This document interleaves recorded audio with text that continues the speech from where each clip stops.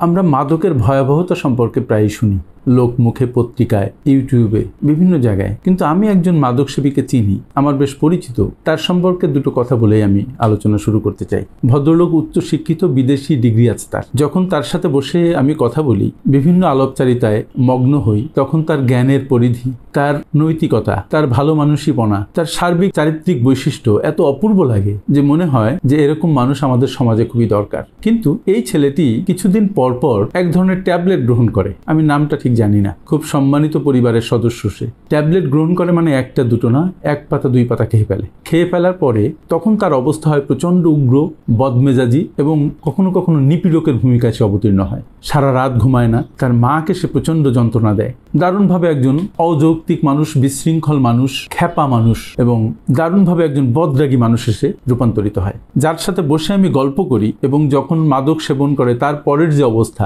এই দুই অবস্থার মধ্যে আকাশ আর পাতাল তফাৎ। তখন তাকে চেনা যায় না যে এই ভদ্রলোক সেই ভদ্রলোক যার সাথে বসে ঘন্টার পর ঘন্টা আড্ডা মারা যায়। মাদকের ভয়াবহতা এটা আসলেই অত্যন্ত বেশি। আমাদের দেশে নাকি এখন প্রায় 2 কোটি মাদক সেবী আছে, তার মধ্যে 1.5 কোটি নিয়মিত মাদক সেবন করে। প্রতিদিন মাদকের পেছনে মাদক সেবীরা খরচ করে প্রায় 20 কোটি টাকা, যা বছরের হিসাবে প্রায় 7,300 কোটি টাকার সমান। এই মাদকের মধ্যে কিন্তু ভ্যারাইটিস মাদক আছে, ইয়াবা টিয়াবা থেকে শুরু করে গাঁজা, সিগারেট পর্যন্ত, ফেন্সিডিল, আরো কত কত আছে, আমি সব নামও জানি না। কিন্তু আজকে আমি একটা আলোচনা করতে চাই, সেটা হচ্ছে গাঁজা বিষয়ে। যে গাঁজা বিশ্বের বিভিন্ন দেশ বৈধ করেছে, মানে সেখানে মানুষ বৈধভাবে গাঁজা খেতে পারে। বাংলাদেশে এটা বৈধ করা হয় না, এটা অবৈধ। কিন্তু বিশেষ করে ইয়াং ছেলেমেয়েরা যারা প্রচন্ড মেধাবী, অনেক ভালো ভালো ইনস্টিটিউশন থেকে যারা লেখাপড়া করেছে, অনার্স শেষ করেছে, মাস্টার্স শেষ করেছে, চাকরি করছে, তাদের মধ্যে গাঁজা খাওয়ার প্রবণতা দিন দিন বাড়ছে এবং এটা ভয়াবহ আকারে বাড়ছে। আমি বিভিন্ন অফিসে খোঁজ নিয়েছি এবং সব জায়গা থেকে মানে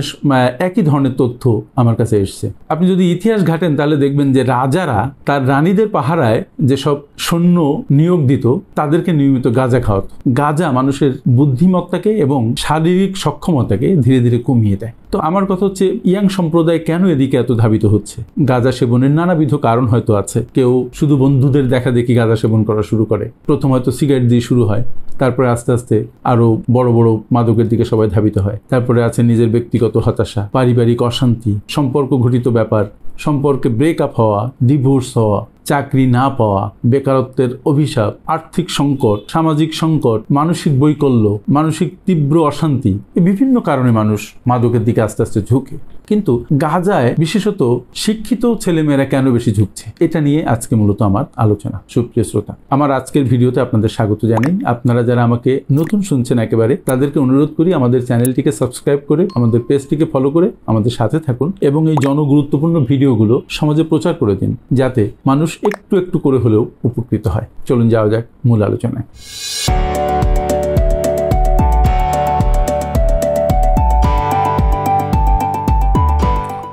শুরুতে বলছিলাম যে বিভিন্ন কারণে মানুষ মাদক গ্রহণ করে। আমাদের দেশে আপনারা জানেন যে 16-18 কোটি যে মানুষ, তার মধ্যে ইয়াং সম্প্রদায়ের সংখ্যা অনেক বেশি। আমাদের কিন্তু ডেমোগ্রাফিক বেনিফিট অনেক। আমাদের অ্যাভারেজ এজিং 26-27 বছর মাত্র, যেখানে আমেরিকাতে হয়তো এটা 50-এর কাছাকাছি এবং জাপানে এটা কিন্তু 50 পার হয়ে গেছে। তার মানে ওখানে বুড়া লোকের সংখ্যা অনেক বেশি, আমাদের এখানে ইয়াং ছেলেমেয়েদের সংখ্যা অনেক বেশি। তো এই ইয়াং সম্প্রদায় যদি তারা মাদকে আসক্ত হয়ে পড়ে দিন দিন, এবং মাদকে আসক্ত হওয়ার কারণে সে যদি মানসিক বৈকল্যে ভুগে, তাহলে তার মেধার চর্চা, তার মেধার সর্বোচ্চ ব্যবহার, তার প্রোডাক্টিভিটি, এগুলো কোত্থেকে আসবে? আস্তে আস্তে একটা জাতি, মানে একটা পঙ্গু জাতিতে পুরা দেশ পরিণত হবে। ধরেন এই ইয়াং সম্প্রদায় এরা যদি মাদকের ভয়াবহ গ্রাস থেকে নিজেদেরকে রক্ষা করতে না পারে, তাহলে এক সময় কি হবে? আলটিমেটলি সামনে আমরা কোন জাতি পাবো? তারা মাদকাসক্ত, তাদের ছেলেমেয়েরা মাদকাসক্ত হবে, আলটিমেটলি মেধাহীন হয়ে যাবে আমাদের এই পুরা সমাজটা। তাহলে কেন তারা গাঁজার দিকে ঝুঁকছে, কেন তারা এই মাদকের দিকে ঝুঁকছে? অসংখ্য কারণ আমি বলেছি, কিন্তু তার মধ্যে একটা কারণ বোধ করি খুবই গুরুত্বপূর্ণ এবং যেটা আমাদের সমাজপতিদের, রাষ্ট্রনায়কদের, পরিবারের সদস্যদের, সমাজে যারা বিচক্ষণ ব্যক্তি আছেন, সমাজ বিজ্ঞানীদের এই এরিয়াতে একটু কাজ করার এবং অ্যাটেনশন দেওয়ার প্রয়োজন আছে বলে আমার মনে হয়। এরিয়াটা কোনটা? যখন কোনো মানুষ, কোনো যুবক বিশেষ করে বা যুবতী, যখন তারা লক্ষ্যহীন থাকে, তারা যখন বুঝতে পারে না যে সামনে কি করবে, সামনে তাদের পথ কি, কোন পথে তাদের যেতে হবে, কিভাবে যেতে হবে, তারা কোথায় যাবে, কোথায় যেতে চায়, এই যে নির্দেশনা, এই নির্দেশনা যখন তাদের সামনে থাকে না এবং যখন তারা লক্ষ্যহীন হয়ে পড়ে, তখন তারা মনে মনে অবসাদে ভুগে, মানসিক বৈকল্য তাদের মধ্যে ভিড় করে এবং তারা র্যাশনালিটিকে হারিয়ে ফেলে। তারা এক ধরনের অস্থিরতায় ভোগে, এক ধরনের মানসিক অ্যাগনিতে ভুগে এবং এই যে মানসিক যন্ত্রণা, অস্থিরতা, এই যে মানসিক টানাপোড়ন, এই টানাপোড়ন থেকে তখন তারা চায় মুক্তি এবং এই মুক্তির জন্য আস্তে আস্তে ঢুকে পড়ে ছোটখাটো মাদকের মধ্যে। আর আপনারা জানেন যে একজন সিগারেট খোর কিন্তু অসংখ্য সিগারেট খোরকে টানতে পারে সাথে, একজন গাঁজাখোর সেও কিন্তু অসংখ্য গাঁজাখোরকে টানতে পারে সাথে, এবং এই বলয় এবং এই বন্ধুত্ব গড়ে উঠতে কিন্তু একেবারে সময় লাগে না। তাই এদের বিস্তার হয় খুব দ্রুত। এখন হয়তো দেশে 1.5 কোটি অ্যাক্টিভ মাদকসেবী, এটা হয়তো অদূর ভবিষ্যতে 2 কোটি, 2.5 কোটি, 3 কোটি, 4 কোটিতে চলে যাবে যদি আমরা এর বিস্তার রোধ করতে না পারি। তাই আমাদের সমাজপতিদের, আমাদের পরিবারের সদস্যদের এদিকে খুব গভীর অ্যাটেনশন দেওয়া দরকার আছে। ইউনিভার্সিটিগুলো, শিক্ষা প্রতিষ্ঠানগুলো খুব কেয়ারফুল হওয়া দরকার আছে। যদি কেয়ারফুল না হওয়া যায় তাহলে আলটিমেটলি যেটা বলেছি যে আমরা ভবিষ্যতে এমন একটা জাতিতে পরিণত হব যে জাতি পঙ্গু, যে জাতি মেধাহীন, যে জাতি বুদ্ধিহীন, যে জাতি জড় পদার্থের মতো তারা তাদের জীবনযাপন করবে।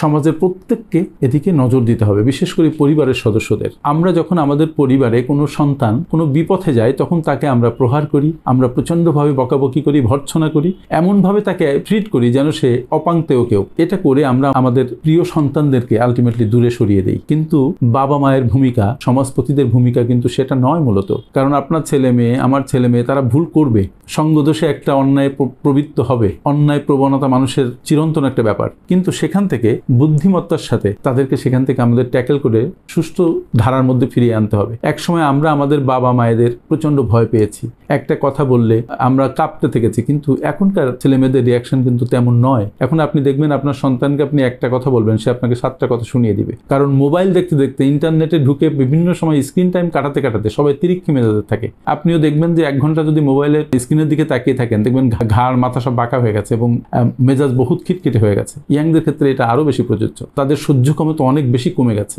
এটা কিন্তু এই যে টেকনোলজিক্যাল যে অ্যাগ্রেশন, এটা তার বড় একটা কারণ বলে আমি মনে করি ব্যক্তিগতভাবে। তাহলে এই যে তেজি সম্প্রদায়, শক্তিশালী সম্প্রদায়, যারা খুব মেধাবী সম্প্রদায়, তাদেরকে যদি আমাদের ফেরত আনতে হয়, আমাদের যদি তাদেরকে সুষ্ঠু পথে রাখতে হয়, তাহলে তাদেরকে খুব কেয়ার করে, যত্ন করে, সহনশীলতার মাধ্যমে, পেশেন্সের মাধ্যমে তাদেরকে সামনে আনতে হবে এবং তাদেরকে দেখভাল করতে হবে। তাই করতে যদি আমরা ব্যর্থ হই তাহলে আমাদের ছেলেমেয়েরা বিপথেই যাবে, সুপথে ফিরবে না। অনেকে হয়তো বলবে যে আমি পারি না। ইয়েস, পরিবারও অনেকক্ষণ চেষ্টা করে পারে না, কিন্তু দেখেন যদি পরিবার, শিক্ষা প্রতিষ্ঠান, সমাজের বিভিন্ন সংগঠন, বিভিন্ন সামাজিক প্রতিষ্ঠান, রাষ্ট্র সবাই মিলে যদি একযোগে কাজ করে তাহলে কিন্তু এই মহামারী থেকে বের হওয়া সম্ভব। আর যদি সেই কোঅর্ডিনেশন না থাকে, যদি সেটা না পারা যায়, তাহলে কিন্তু আমাদের এই যুব সমাজকে বাঁচানো যাবে না। তাই আমার অনুরোধ হচ্ছে, যে জায়গায় আছেন, অন্তত যেসব ছেলেমেয়েরা এসব মাদকের পথে ধাবিত হচ্ছে, এটা তো প্রথম শুরু হয় খুব অল্প দিয়ে, তাদেরকে আমাদের কেয়ারফুল করা দরকার, তাদেরকে কাউন্সিলিং করা দরকার। আমাদের সমাজে অসংখ্য কাউন্সিলর, অসংখ্য চিকিৎসক, অসংখ্য কনসালটেন্ট দরকার, যেটা বহির্বিশ্বে আছে। আমাদের এই ছেলেমেয়েদের ফেরানো দরকার, কারণ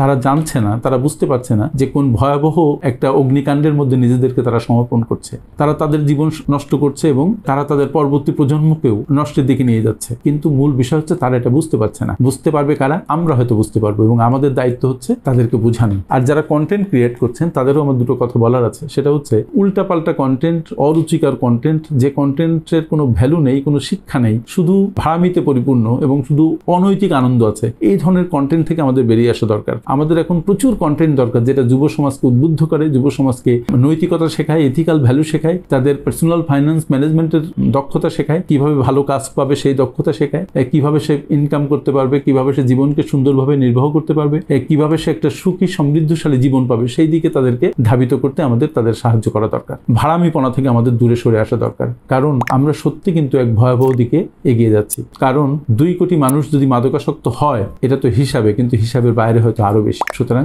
ব্যাপারটা ভাবার বিষয় আছে বই কি। সমাজের সবার দৃষ্টি আকর্ষণ করছি। আমার সাথে এতক্ষণ থাকার জন্য অনেক অনেক ধন্যবাদ।